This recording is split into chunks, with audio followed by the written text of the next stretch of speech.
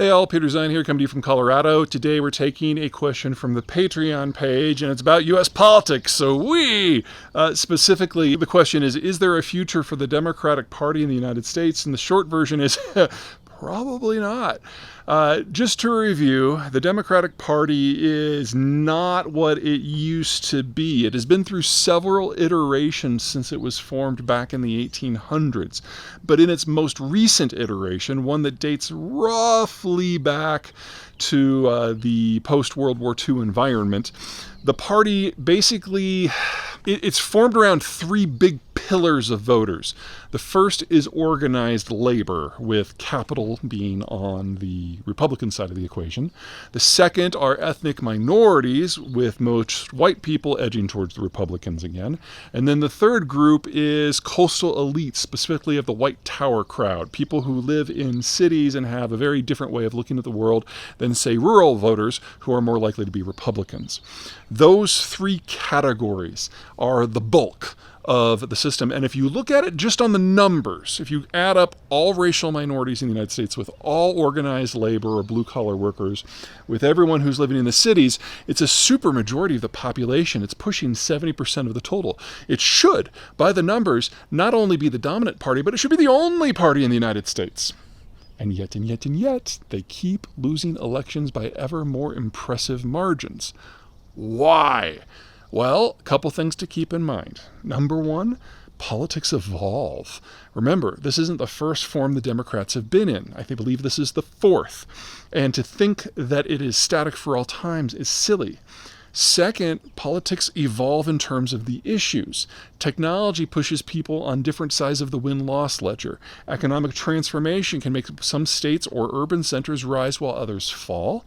Changes in technology change how we interact with the world. And all of these things have happened at scale in the last 35 years. I mean, just think about what we've been through since 1985. We had the nuclear scare of the Cold War, then the collapse of the Cold War, then the rise of China. We've had the baby boomers being the predominant factor in American politics as they were entering their adult years, and now they're all retiring, changing the financial and the budgetary shape of the entire country.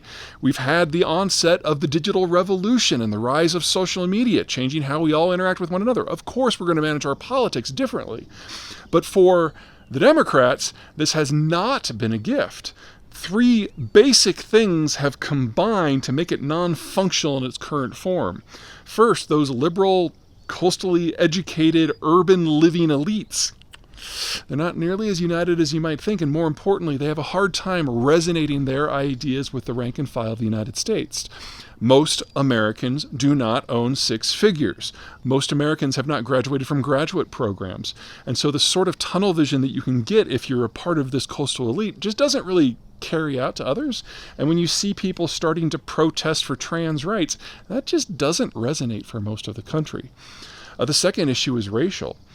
One thing that defines your average American is race. White, black, Caucasian, Hispanic, Asian, Native American, Islander, mix, however you want to call it. And it has been an important aspect of American identity, but it's not the only one. And it often finds itself clashing with other aspects of identity. Your education level, your region, where you're from, how you define your sense of self, whether you're gay or straight. All of these things muddle together along with economic issues to give us all our sense of self. And one of the huge mistakes the Democratic Party has made over the last 30 years is to simply bet that because birth rates were higher under Hispanics than they were under whites, that the country was going to become more and more and more leftist, more and more democratic. And that is simply one measure. Instead, we saw two things happening with specifically the Hispanic population. Number one, they became steadily more wealthy, which tends to put them over into the Republican camp. And second, Hispanics, especially first and second generation Mexican Americans, are very strong in blue-collar work, specifically the trades like electricity and welding and similar items, construction, think. Well, the United States is going through an industrial renaissance where those skill sets are massively in demand.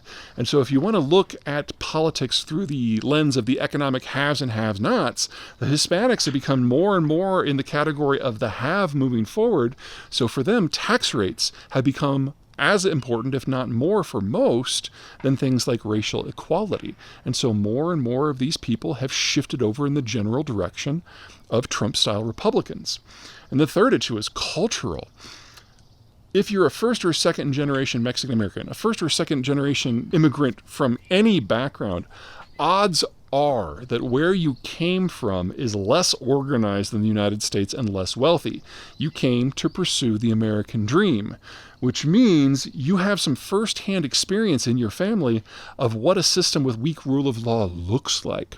One of the great things that we have forgotten in this country is that most migrants have a deeper degree of religiosity than most Americans. And so when you get a Mexican immigrant or a Nigerian immigrant and they come to the United States, they are far more likely to be socially conservative than, say, the social liberals of the coasts. So we have all of these things happening at the same time, changing our idea of identity, and the net result is a lot of factions that used to be core to the Democratic coalition are now toss-ups. Hispanics were as likely to vote for Trump as they were likely to vote for Harris. Same for people under age 30. The youth are now in play as well. You pull this all together, and at the moment, it is absolutely impossible for the Democrats to win any big election unless there's something else very big in play. Does this mean that the Democrats are dead forever? Not quite what I'm saying. What I'm saying is they can no longer count on winning by the numbers. There has to be another issue out there that motivates, and the general unpopularity of Donald Trump is something that the Democrats today are counting on. But as we learned in our last federal elections, that is not enough.